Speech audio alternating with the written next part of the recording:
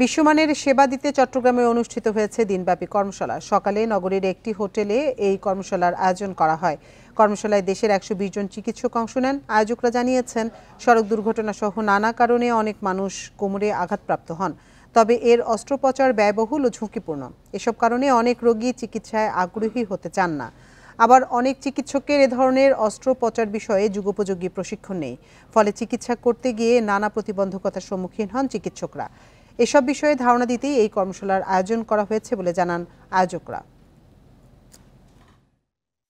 যারা অংশগ্রহণ করেছে অনেক অর্থোপেডিক সার্জন এবং যারা ট্রেনিং, যারা আগামী দিনের ভবিষ্যৎ, যারা বাংলাদেশের বিভিন্ন জায়গায় প্রত্যন্ত অঞ্চলে এই বিশেষ করে হিপ রিজিয়নের প্যাথোলজির বিষয়ের উপর, টোটাল হিপ রিপ্লেসমেন্টের উপর তারা গবেষণা করবে।